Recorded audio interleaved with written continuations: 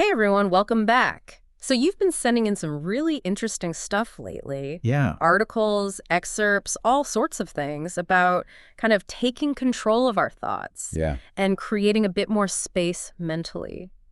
And I have to say, this idea from Declutter Your Mind by S.J. Scott and Barry Davenport Mm.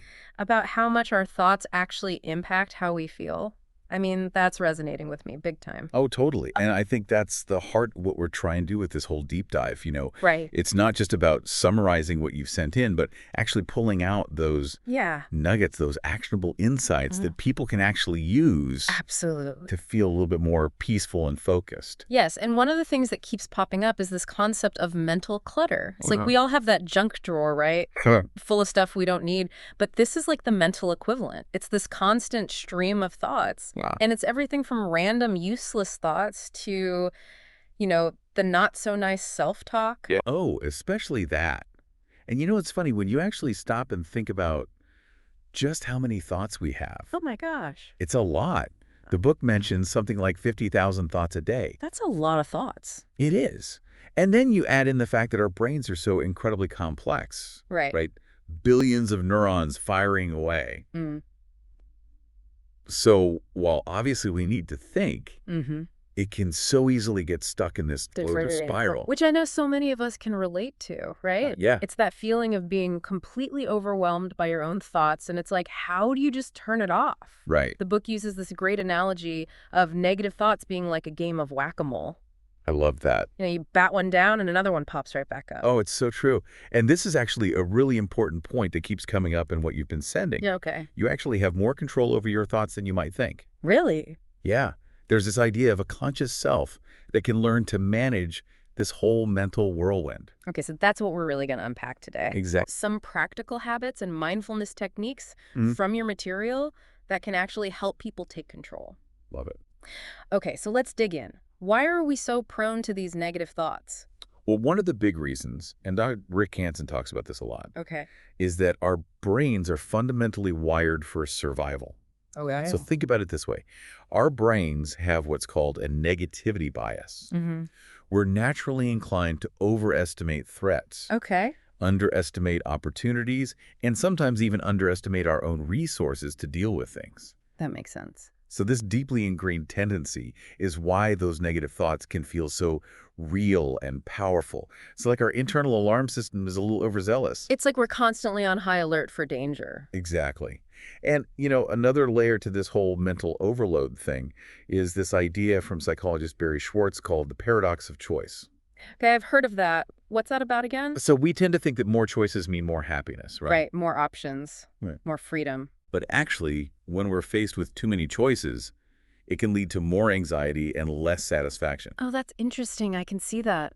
Think about it. A constantly overflowing inbox, Yeah. endless streams of information online. Oh, yeah. It creates this feeling of constantly playing catch up, like you're always missing something. Yeah, it's almost like we're drowning in possibilities. Exactly. And that itself becomes a source of stress. It's too much. And I remember Dan Harris, the news anchor, he talks about his experience with this, Oh, yeah. both in his book and on ABC. His job was so demanding, and he actually had a panic attack on air. Wow. And he realized that the voice in his head that he was constantly listening to was so negative. Yeah, it's easy to get caught in those loops. Totally. And it seems like that constant pressure, that fast-paced life just really exacerbates it. Oh, absolutely. Yeah. Too much information, too much negativity, too many decisions. Right. It all contributes to that sense of mental clutter we're talking about. Okay, so let's get into some of the solutions that Declutter Your Mind offers. Let's do it. The first one is this idea of focused, deep breathing. We all breathe automatically, right? Right. So what's the power of focused breathing? That's a great question. So, as Barry Davenport explains in her book, Peace of Mindfulness, because of our modern lifestyle, lots of sitting, lots of stress, we tend to fall into this pattern of shallow breathing. Okay, so we're not breathing efficiently. Exactly. When we're stressed or hunched over our computers, we're not really using our lungs to their full capacity. So focused, deep breathing is about being more intentional with our breath. Exactly. It's like taking control of something that usually happens on autopilot. And it's not just about getting more oxygen, right? There's so much more to it. When you breathe deeply through your nose, you actually increase the production of nitric oxide in your body. Okay, and what does that do? Well, nitric oxide is pretty amazing. It plays a key role in your immune system. It improves blood quality because it helps increase oxygen levels and clear out toxins. So it's not just about the lungs. Not at all. It aids digestion, improves nervous system. Health can even help prevent respiratory problems. Wow. Yeah, and that's not all. It can help lower blood pressure, reduce the risk of heart disease, and even support weight management by making your body more efficient at burning fat. So focused breathing is like a total body reset button. You could say that. It's like hitting the reset button on your nervous system. The book also talks about Dr. Herbert Benson's relaxation response. What is that? So the relaxation response is basically a state of deep rest in the body, Okay. and it's the opposite of our stress response, the fight or flight mechanism. Yeah. And guess what? One of the main triggers for the relaxation response is? I'm guessing deep breathing. You got it. Oh, When you breathe deeply, it sends a signal to your body that you're safe, you're calm. okay. And that in turn helps slow down your heart rate, lower your blood pressure, relax your muscles. The book even recommends sitting up a little straighter so your lungs can really expand Right. and focusing on breathing into any tension you're holding in your body. So we're actually directing our breath to those areas where we feel tension. Exactly. Okay, that makes sense. The second habit is meditation. And I think for some people, the idea of meditation can be a little intimidating. Oh, totally. There are a lot of misconceptions out there. So what are some of the common ones? Well, people often think you need to be sitting in some complicated yoga pose or completely empty your mind of all thoughts. Yeah, or that you have to be religious or something. Exactly. And that's just not true. Yeah. Dan Harris actually jokes about this in his book, 10% Happier. Oh, yeah? He says meditation has a PR problem. I love that. He calls it exercise for your brain. So it's much more approachable than people think. Exactly. You don't have to be a certain type of person or follow any belief system to benefit from it. So if we were to strip it down to the basics, what are the steps involved in a simple meditation practice? Okay, so essentially you find a quiet place where you can sit comfortably. Okay. And you gently focus your attention on something. Often it's your breath. Okay. And of course your mind will wander. It's totally normal. Right. The practice is to simply notice that your mind has wandered without judging yourself and gently redirect your attention back to your breath. So it's about training your attention. Exactly. And in the context of decluttering your mind, it's about building that muscle of focus so you can gain more control over your thoughts, both during your meditation and as you go about your day. The book actually outlines a specific practice. It does. It suggests paying close attention to the physical sensations of your breath as it enters and leaves your body, Okay. and then kindly redirecting your focus whenever you notice your mind has drifted off to something else. Which it will inevitably do. Oh, absolutely. It's like having a bunch of monkeys jumping around in your head. That's a great visual. Right. That's actually the concept of the monkey mind that the book talks about. Okay, so how do we deal with those monkeys? The key is not to get frustrated when your mind wanders. It's a natural part of being human. Right. Meditation is about developing that skill of gently guiding your attention back to your chosen focus. So it's a practice. Exactly. You're training your mind to be more present and focused. There's also this intriguing idea of the gap between thoughts. Oh, yes. In meditation, this gap is often described as the space of pure awareness, a stillness that exists in the silence between our thoughts. So it's not just about silencing the mind, it's about tapping into that quiet space. Exactly. And when you first start meditating, that gap might feel very short, just a fleeting moment. Right. But with practice, you might start to notice these spaces of stillness becoming a little wider and occurring more frequently. So we can actually learn to rest in that quiet space. Yes. And there's a beautiful analogy that Eckhart Tolle uses in The Power of Now. He talks about a cat patiently watching a mouse hole. Oh. The cat is completely alert and present, but there are no active narrative thoughts in that moment. So it's a state of pure awareness. Exactly. Are there any specific exercises we can do to help us experience that gap? There are. The book suggests a very simple one. Close your eyes and just observe your thoughts for a few seconds as they come and go. And then ask yourself, where will my next thought come from? Interesting. And then just pause and wait. You might notice a brief space of quiet before another thought arises. Okay, I'm going to try that. And are there other exercises? Yes. You could try what's called deep listening. Find a quiet place and really focus on trying to hear a very faint sound in your environment. Okay. That concentrated attention on an external sense often leads to a natural quieting of your internal thought stream. So it's a way to indirectly quiet the mind. Exactly. What about for someone who's completely new to meditation and feels a little lost? Where would you recommend they start? Guided meditations are a great starting point. They provide a verbal guide that helps you stay focused and gives you instructions along the way. Okay, and are there good resources for that? Oh, tons. The book recommends apps like Buddhify and Headspace. They have all sorts of guided exercises for different needs and experience levels. So you can find something that works for you. Exactly. The third mental declutter habit in the book is reframing negative thoughts. How do we even begin to do that? Well, the first step is recognizing that while our negative thoughts can feel so real, they're not necessarily the objective truth. Okay. Sam Harris has a great way of putting it. He says mindfulness gives us the ability to observe our thoughts without immediately identifying with them or believing everything they tell us. So it's about creating some distance between you and the thought itself. Exactly. Okay, I like that. And are there specific techniques for doing that? There are. One that the book mentions is called naming that thought. Okay, what's that? So let's say you have a negative thought like, I'm going to fail at this. Classic. Right. Instead of getting caught up in that thought, mentally label it as, I'm having the thought that I'm going to fail at this. So you're acknowledging it, but not necessarily buying into it. Exactly. It's a subtle shift, but it can be really powerful. It reminds you that it's just a thought passing through, not a statement of fact. I can see how that would be helpful. Yep. And the book also mentions thought-stopping techniques, right? Yes, things like mentally saying stop when a negative thought comes up. So you're interrupting the pattern. Exactly. The fourth habit is teach your old mind new tricks. I love that phrasing. What does that actually involve? Well, it starts with acknowledging that because of how our brains are wired, we're probably never going to completely eliminate negative thinking. As Dr. Rose Harris says, a pain-free existence isn't really realistic. Right. But the good news is we can learn to manage the impact of those thoughts by being more proactive about what we choose to focus on. So it's about consciously shifting our attention to more helpful thoughts. Exactly. And the book outlines a few key strategies for doing that. Okay, let's hear them. The first one is challenge the thought and replace it. Often our negative thoughts are exaggerations or distortions of reality. Okay. So the idea is to really examine the truthfulness of your negative self-talk. For example, if you find yourself thinking, I'm such a failure, I never get anything right. Oof. Yeah, been there. Right? We all have. Take a step back and ask yourself, is that really true? Have there been times when I've succeeded? The key is to counter those exaggerated negative beliefs with more balanced and realistic thoughts, even positive reminders of your strengths and accomplishments.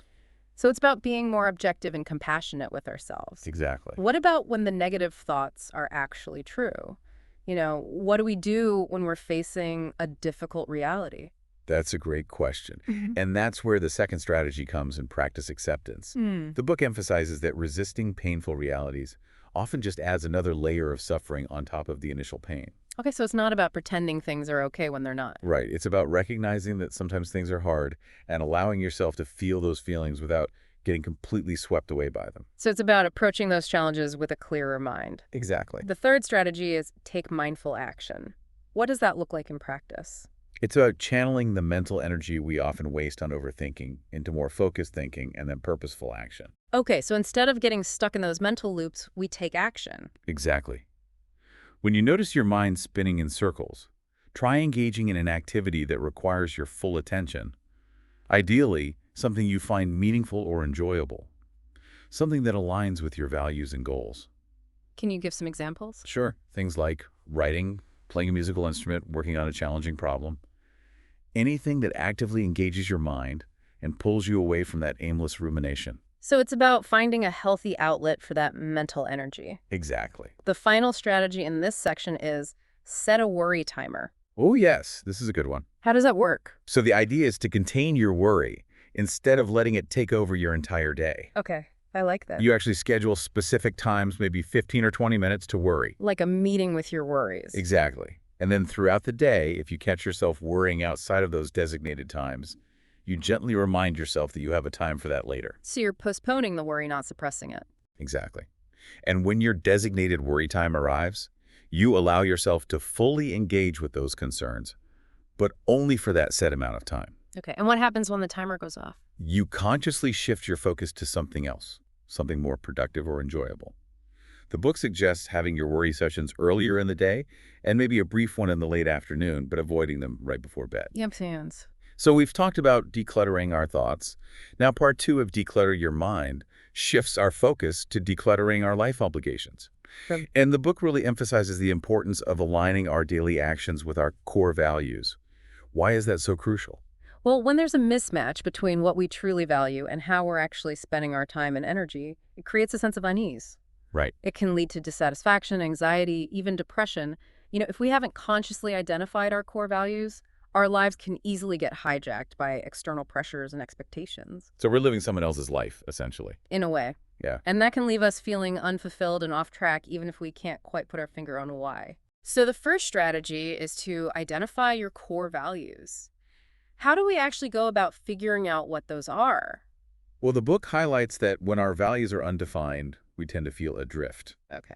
It suggests starting with the extensive list of 400 words provided in the bonus section. 400 words. Ugh. Wow. It is a lot, but it's a great way to see which words resonate with you, which words really capture what's most important in your life. Okay, so you kind of sift through and see what stands out. Exactly. And then the book walks you through a 6-step exercise Mhm. to help you clarify those values and Yeah. start aligning your actions with them. So it's not just about identifying the values, it's about actually living them. Exactly. It involves looking at different areas of your life, like your relationships, your work, your health, and identifying what truly matters to you within each of those areas. And by looking at those different areas, we can start to see patterns. Exactly. You start to notice recurring themes, and those themes point to your core guiding principles. The book suggests starting with the area of your life where you feel the biggest sense of disconnect. Yes, because that's often where clarifying your values can have the most immediate and significant impact. Makes sense. Once we have a better understanding of our values, the next strategy is to clarify your life priorities. Right. So how do our values inform our priorities? Think of your core values as your compass. They provide the direction for what truly matters to you. Okay. Your priorities are then the specific things you choose to focus on and dedicate your time and energy to, guided by that compass. So our values point us in the right direction, and our priorities are the steps we take to get there. Exactly. And without clear priorities that are aligned with your values, it's easy to become reactive, constantly putting out fires and responding to the urgent demands of life, without ever really addressing what truly matters to you in the long run. So we're busy, but not necessarily productive. Exactly. And knowing your bigger why based on your values allows you to make more conscious choices about how you spend your limited time, energy, and money. And it helps us set those healthy boundaries. Yeah. The book encourages us to ask ourselves some pretty direct questions to get clear on our priorities. What kind of questions are we talking about? We'll start with, where am I currently spending the majority of my time, energy, and money? Okay. And then the crucial follow-up question, is this current allocation truly aligned with what I deeply value? Ooh, that's a tough one. It can be. The book also shares some personal examples from Barry and Steve, illustrating how their own life priorities have shifted over time as their circumstances and values have evolved. So it's an ongoing process. It is. Ultimately, it boils down to asking yourself, what do I really want to do with my limited time, energy, and money? Okay. And what do I consciously choose not to do? Right, because saying no to some things allows us to say yes to others. Exactly. This then leads us into mindful goal setting. And I can see how knowing our values and priorities sets the foundation for meaningful goals. But there can be a tension between planning for the future and staying present in the moment. How do we reconcile those two things? That's a great point. And the book reminds us of a quote from Abraham Maslow, who said, "The ability to be in the present moment is a major component of mental wellness." And of course, Thich Nhat Hanh talks about experiencing each moment as a joyous arrival. Exactly. So the key is to shift our perspective on goal setting. Instead of viewing future goals as something that pulls us away from the present, we can see them as a way to intentionally shape our future while still appreciating the present moment. So it's about bringing that mindfulness to the process of goal setting. Exactly. Yeah. It's recognizing that change is a constant, and we can choose to navigate it consciously, finding joy in each step of the journey rather than solely focusing on some distant endpoint. So it's about enjoying the process, not just the destination. Exactly. The book then gets into the specifics of creating quarterly SMART goals. Yes. Can you break down what SMART stands for? Absolutely. So SMART stands for specific, measurable, attainable, relevant, and time-bound. Okay, so let's go through each of those. Sure. So a specific goal is well-defined. It answers questions like, Who, what, where, when, which, and why. So it's crystal clear. Exactly. Measurable goals have clear metrics so you can track your progress. Okay, so you can actually see how you're doing. Right. Attainable goals are challenging, but also realistically achievable. So you're setting yourself up for success. Exactly. Relevant goals align with your values, your priorities, and your overall aspirations. So they're meaningful to you. Right. And time-bound goals have a defined start and end date, which creates a sense of urgency and helps you stay focused. So it's not just a vague idea, it's a concrete plan. Exactly. And the book actually gives some really practical examples of SMART goals across different areas of life. It does. It covers career finances, relationships, personal growth, leisure life management, health and fitness. So there's something for everyone. Exactly. The examples show you how to take those broader desires and translate them into actionable steps with timelines and ways to measure your progress. And then there's a 6-step process for turning all of this information into real-world action. Yes. Step 1 is to identify what's most important to you right now, focusing on maybe 3 or 4 key areas of your life. Okay. Step 2 emphasizes the power of shorter-term goals, so focusing on 3-month goals. This helps you stay motivated and allows for more flexibility as things change. So break it down into manageable chunks. Exactly. Step 3 is implementing a weekly review inspired by David Allen's Getting Things Done methodology. Okay. This involves planning your week, scheduling specific tasks related to your goals, and processing any new ideas that have come up. So it's like a weekly check-in with yourself. Exactly. Step 4 is about taking consistent action on those goals by breaking them down into manageable projects, scheduling time in your calendar, and prioritizing tasks. Oh, you're actually making it happen. Right. Step 5 is the daily review, just a quick check-in to stay on track and maintain focus. Okay. And finally, step 6 is the quarterly review, where you evaluate your progress, identify what worked well, and make adjustments for the next quarter. So it's a cyclical process of planning, acting, and reviewing. The final strategy in this section is to connect goals to your passions. And I can see how that would be huge for motivation and well-being. Oh, absolutely. The book talks about how so many people experience this quiet desperation, like they're just going through the motions in life. Yeah. But when we connect our actions, and especially our long-term goals, with things we're truly passionate about, it infuses our lives with the sense of purpose and joy. So it's about finding that intrinsic motivation. Exactly. And that intrinsic motivation can be incredibly powerful. It leaves less room for negative thinking and that feeling of emptiness or lack of fulfillment. And when we're talking about goals that often span months or even years, that intrinsic motivation can be the difference between sticking with it and giving up. Totally. But finding your passion isn't always easy or straightforward, is it? No, it's often a journey. And the book acknowledges that. It even references Barry's own online course and book dedicated to this topic. Okay, so there's help out there. Absolutely. Yeah. And then the book shares some key steps from a more comprehensive exercise designed to help you uncover your passions. What are some of those steps? Well, it starts with taking a deeper look at yourself through things like personality assessments. Okay. Then exploring your interests through reading, narrowing down your focus, maybe seeking out mentors in fields that intrigue you. So talking to people who are already doing what you might be interested in. Exactly.